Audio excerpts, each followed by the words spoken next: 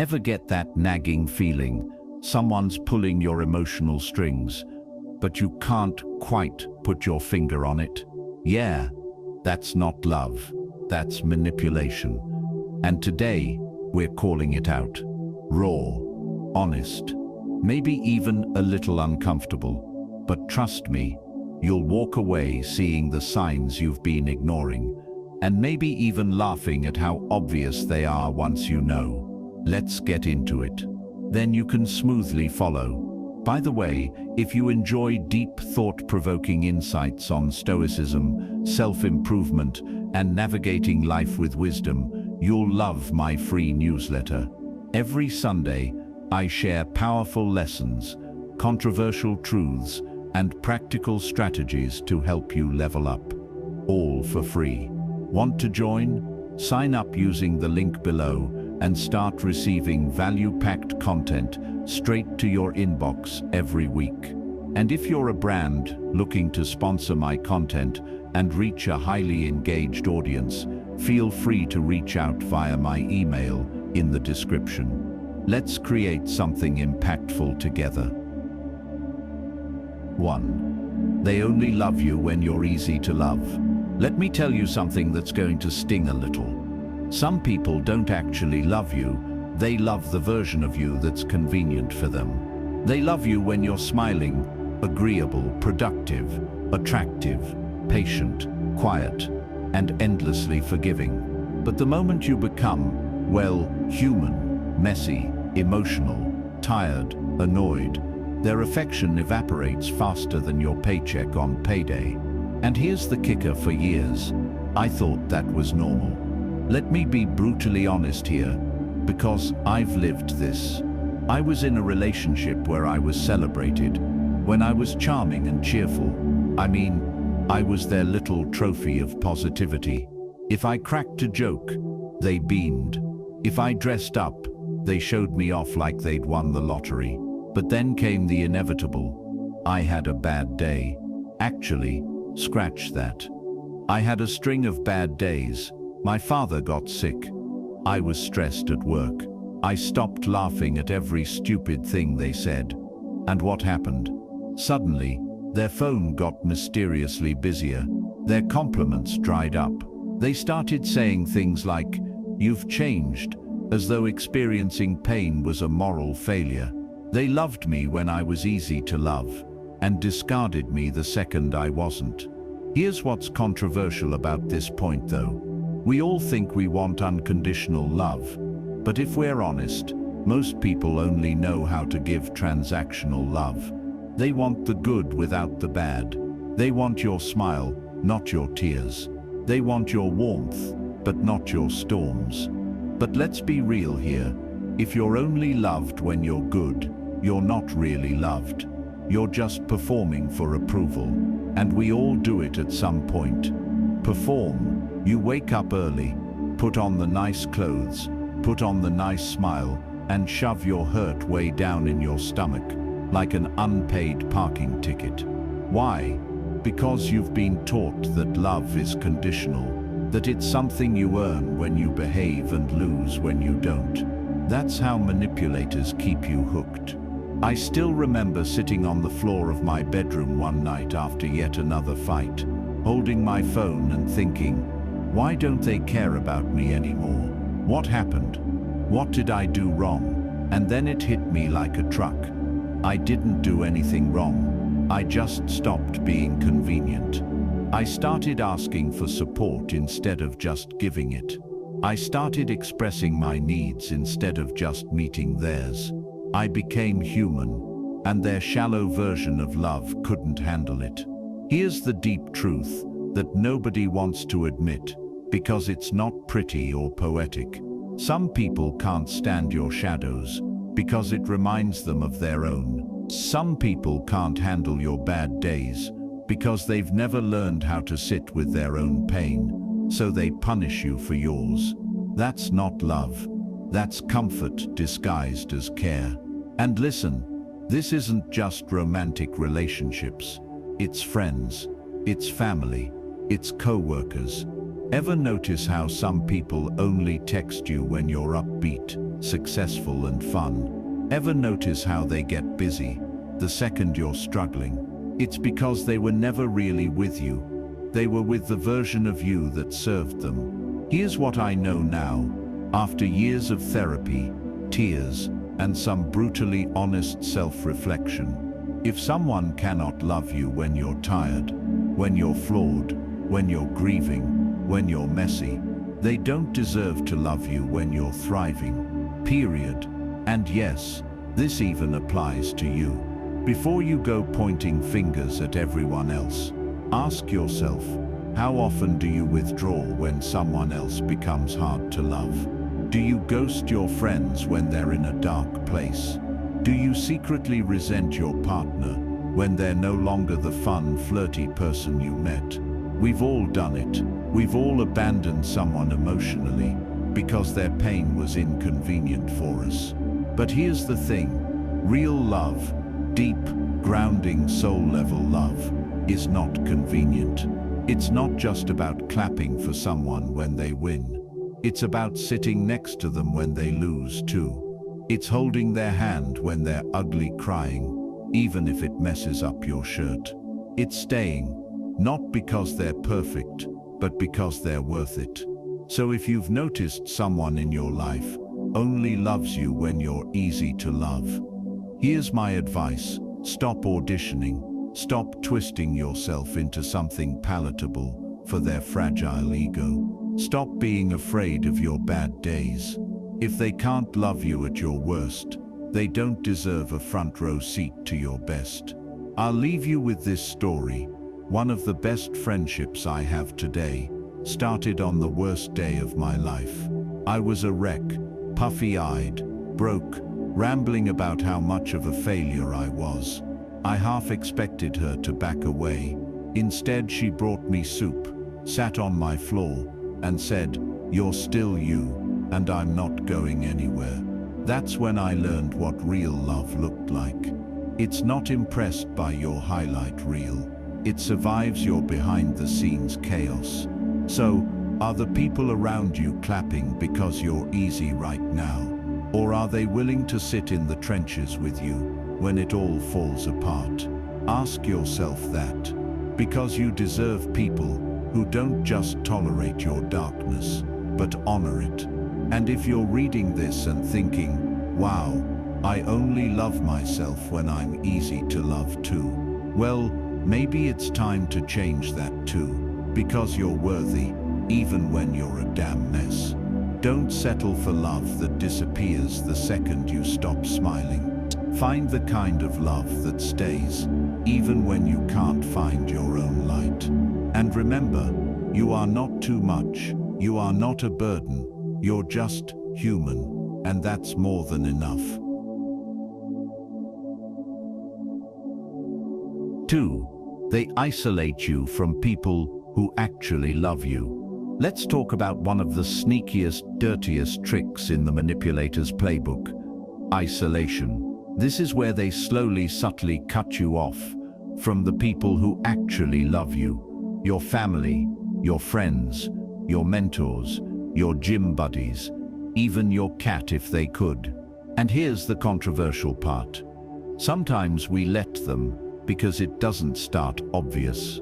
They don't come out and say, "Hey, I'm planning on controlling you, so why don't you stop talking to your mom, block your best friend, and quit your hobbies while you're at it."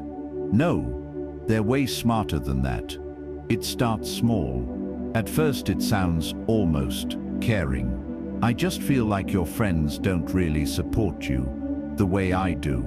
Your sister seems really toxic. I don't know if she deserves your time. Your parents don't understand you like I do. Why do you need anyone else when you have me?" You think, wow, they care about me so much. They just want to protect me from negativity. And before you know it, your phone stops buzzing, you stop showing up to dinners, your group chat grows quiet, and the people who actually love you start to drift away. I've lived it. Years ago, I dated someone who was a master at this. At first, they framed it like they were helping me weed out toxic people. They'd point out every little flaw in my friends and family, until suddenly I was convinced everyone was against me, except for them. I skipped my best friend's birthday. I stopped calling my mum. I missed a cousin's wedding because they make me feel judged. What I didn't realize at the time was they weren't protecting me from bad people. They were protecting their control over me. And let me just say this, because it's going to ruffle some feathers. When you stop trusting the people who actually showed up for you, long before this manipulator even knew your name, you are betraying yourself.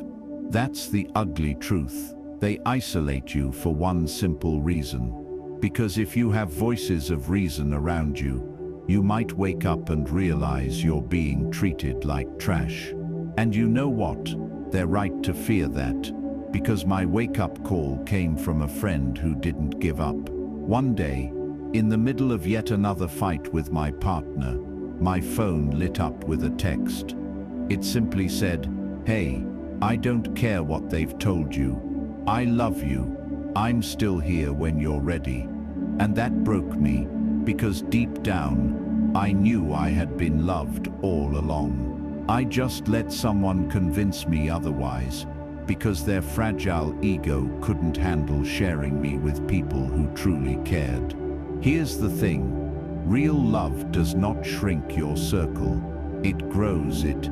It doesn't make you smaller, it makes you bigger. Someone who truly loves you will want you to have more love in your life, not less. They'll be proud when your phone blows up with group texts. They'll high-five you when you come back from lunch with your mom. They'll sit through awkward family dinners because they know those people matter to you. But manipulators, they don't want you surrounded by people who love you, because those people threaten their power. And this doesn't just happen in romantic relationships. It can happen with friends too. Ever had a friend who got jealous when you made new friends? Or who guilt-tripped you when you spent time with your family? That's not friendship. That's possessiveness, dressed up as loyalty. Here's the jovial part. Looking back now, I laugh at how ridiculous it got. I remember one time my partner got mad because I hugged my own grandmother too long at a family barbecue. Like, are you competing with my nana now? Really? That's how absurd it gets when someone wants to isolate you. They will literally pick a fight over you smiling at a stranger in a grocery store, because in their mind your love is a limited resource and everyone else is a threat. So here's the deeper message. If someone's love requires you to cut off everyone else who cares about you, that's not love, that's captivity. And let me tell you, solitude is beautiful when it's chosen, but isolation that's imposed on you, that's hell. If you're reading this and realizing you've let someone isolate you, stop beating yourself up. It happens because most of us want to believe that kind of possessiveness is passion. We want to believe that jealousy means they care, but it doesn't. It means they're insecure and selfish. Here's what I learned. When I finally left that relationship and reached back out to my people, they were still there.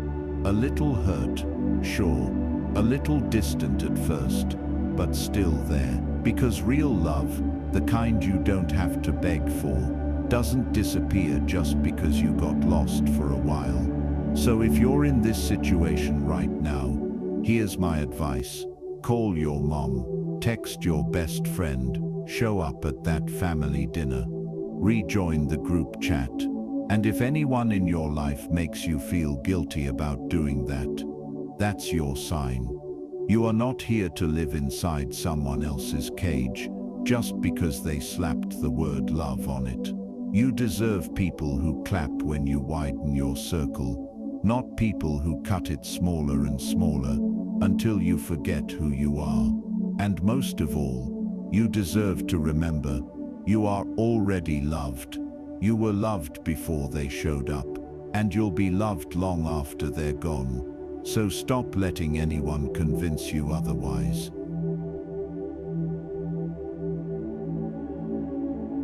3. They fake vulnerability to manipulate you. All right, grab a seat, because this one hurts. We all say we want someone vulnerable, right?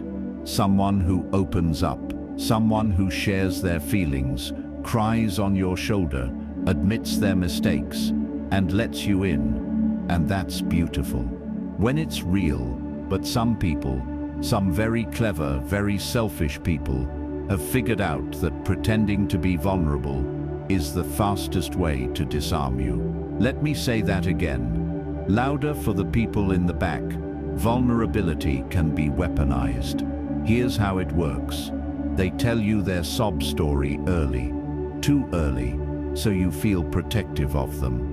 They cry at just the right moment to make you feel like the bad guy. They confess to flaws not because they want to change, but because they know you'll feel sorry for them and lower your standards. And here's the controversial bit. We eat it up because we're good people, because we want to believe that if someone is brave enough to cry in front of us, it means they're genuine, because we've been taught that tears are proof of depth. But let me tell you something. I learned the hard way. Some of the biggest manipulators I've ever met cried harder than anyone else. Let me give you an example from my own life. I dated someone who told me, on our second date, that their entire family had betrayed them, that they'd been cheated on by every partner, and that they didn't trust anyone, but that they felt safe with me. And what did I do? Oh, I put on my emotional superhero cape. I thought, finally someone who needs me, someone I can save. What I didn't realize is that little performance of vulnerability was setting the stage for them to excuse everything they did after that. When they lashed out, I just have trust issues from my past. You know that. When they ignored my needs, I'm still healing. I told you I was broken. When they cheated, it's hard for me to connect because of my trauma. And here's what's even uglier. They used their fake vulnerability as a shield to deflect accountability. Now, I'm not saying everyone who cries is lying. I'm not saying everyone who shares their trauma is manipulative. But when someone weaponizes their wounds to keep hurting you without consequence, that's not vulnerability, that's a hustle.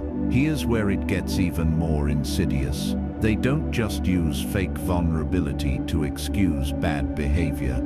They use it to trap you. They'll cry in front of you when you try to leave. They'll tell you their darkest secret when you're finally setting boundaries, just to reel you back in. They'll talk about how everyone else has abandoned them, so you feel like you can't possibly abandon them too. And you know what? It works. Because we're wired to be compassionate, we see someone in pain, and we think, if I just love them enough, maybe I can heal them. I thought that too. I remember standing in my kitchen, suitcase in hand, finally ready to walk away after months of emotional whiplash, and they fell to their knees, sobbing, saying, "You're the only good thing I've ever had. If you leave, I don't know what I'll do." And so, I stayed for another year, and that year broke me more than it ever healed them. Here's the truth, the deep, uncomfortable truth. Nobody likes to admit someone's tears do not automatically mean they're sincere. Someone's pain does not give them the right to hurt you. And someone's story does not make them the protagonist of yours. I know this sounds harsh. I know you might be thinking, but what if their pain is real? And maybe it is. But here's the test. Does their pain make them more kind? Or does it make them cruel? Because real vulnerability inspires connection, not control. Real vulnerability says, here's where I'm hurting, but I'll take responsibility for my behavior. Fake vulnerability says, here's where I'm hurting, and now you're responsible for everything I feel. That's manipulation, plain and simple. Now let's keep it a little jovial here. Because looking back, some of their tactics were downright ridiculous. I once had someone confess a dark secret about their childhood, but accidentally gave me two completely different versions of the story a week apart. When I called them on it, they cried even harder and said, "You don't believe me. Wow, you're just like everyone else." And there I was, apologizing to them for catching them in a lie. Wild. So here's what I want you to take from this. You can have compassion without being a hostage. You can acknowledge someone's pain without letting it excuse their actions. You can even love someone deeply and still walk away if their wounds are drowning you. At some point, you have to realize you are not a therapist, you are not a savior, you are not a rehabilitation center. You are a person with needs and feelings and limits, and you are allowed to protect your peace, even from someone who's crying on your doorstep. Here's the beautiful part. When you stop falling for fake vulnerability, you make room in your life for people whose softness is real, people who share their hearts, not as a tactic, but as a gift, people who take accountability alongside their pain, people who don't just open up so they can keep you caged, but because they trust you enough to let you in. Those people exist, and you deserve them. So next time someone spills their soul to you, and then uses it to manipulate you, take a breath, step back, and ask yourself, does their vulnerability invite me closer, or does it make me feel smaller, responsible, trapped? If it's the latter, it's not vulnerability, it's emotional blackmail. You deserve love that's honest. You deserve tears that are real. You deserve someone who opens up to connect, not to control. And most importantly, you deserve to know that someone else's pain does not make you their prisoner. So keep your heart open, but your eyes sharp. Empathy is beautiful, but don't let someone weaponize yours against you. 4. They make you doubt your memory. All right, folks, let's talk about one of the most sinister forms of emotional manipulation, the one that messes with your brain so hard you don't even trust yourself anymore. When they make you doubt your memory, this is more than lying. It's more than denial. This is gaslighting. And here's the controversial part. Sometimes, gaslighting is so subtle, so casual, and so wrapped in charm that you don't even see it happening. And by the time you do, you're already second-guessing everything you think, feel, and remember. I know this because I lived it. Now, let me paint the picture. Years ago, I was in a relationship with someone who could have won an Oscar for their performances. Whenever I brought up something they said or did that hurt me, they'd tilt their head, squint at me like I was crazy, and say, "That never happened." Or worse, "Wow, you're really misremembering things, huh? You're so sensitive." And the way they said it, so calm, so confident, like I was the unstable one. At first I thought, maybe they're right, maybe I misunderstood, but it kept happening. They'd say something cruel in a fight, and the next day swear it was a joke. They'd promise something important, then later say they never agreed to it at all. They'd flirt with someone in front of me, and when I called it out, "You're imagining things, you're just jealous." Before long, I was doubting everything, even the things I knew I saw and heard. I started keeping a journal just to keep my own reality straight. That's how bad it got. Here's the thing, when someone makes you doubt your memory over and over, it's not just manipulation, it's psychological warfare.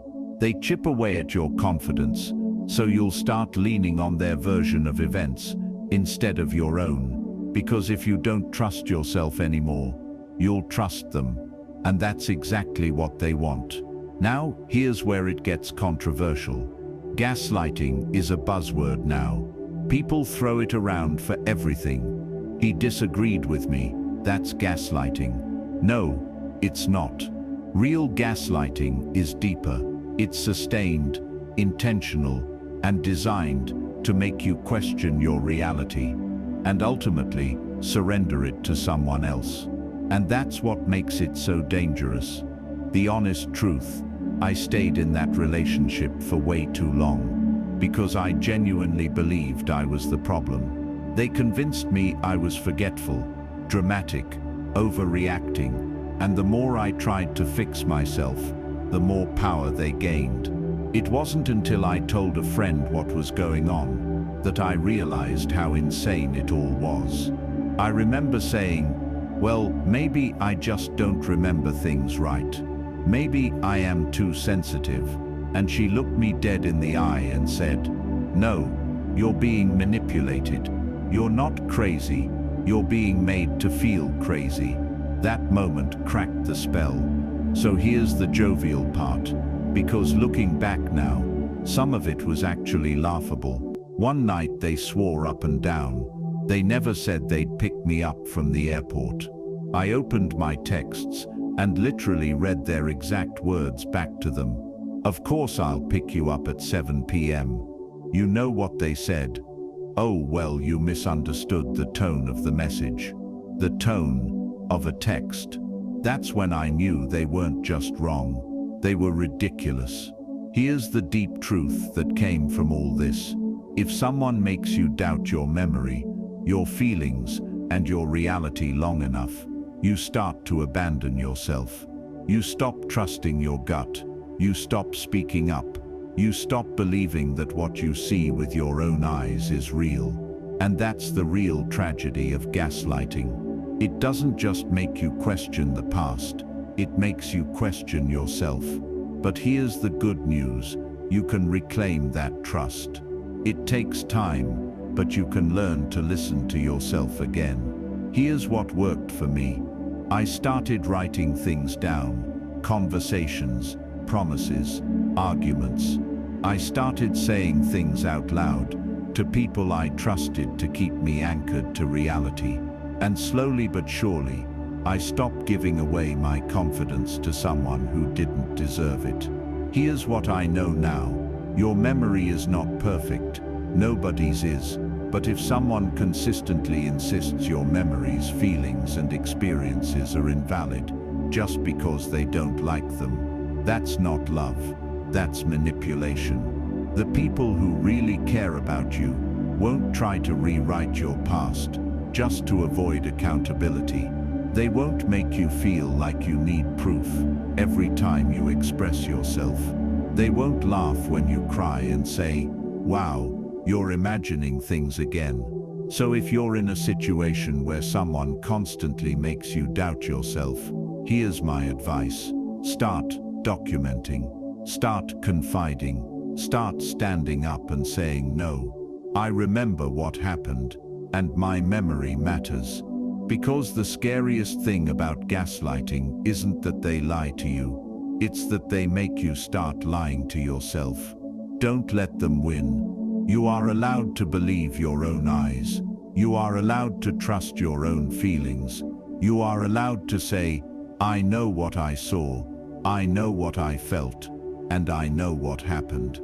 If someone can't handle that, let them live in their fiction. You don't have to join them there, because at the end of the day, your memory is yours. Your reality is yours. Your story is yours. Don't let anyone, no matter how charming, how tearful, or how convincing, take that away from you. 5. They make you feel crazy for needing reassurance. Let me say something that might ruffle some feathers. Needing reassurance is not weakness. It's not insecurity. It's not being too much. It's called being human. But manipulators? Oh, they'll twist that. They'll make you feel like a needy, unhinged lunatic for simply wanting what everyone wants, to feel safe, wanted, and loved. Here's where it gets controversial. We live in a culture that idolizes independence to the point of absurdity. We tell people things like love yourself first, be your own source of happiness. Don't rely on anyone ever. And sure, those are good reminders not to lose yourself in someone else, but they've also been weaponized to shame people who have normal emotional needs. Because here's the truth, no one wants to say, even the strongest, most self-sufficient people sometimes need to hear, hey, I still care about you. You matter to me. You're okay. We're okay. That's not being needy. That's called being in a relationship. But when you're with a manipulator, oh no, they can't handle that. If you ask for reassurance, you get, wow, you're so insecure. Why do you always need something from me? God, you're exhausting. Or my personal favorite, if you really trusted me, you wouldn't have to ask.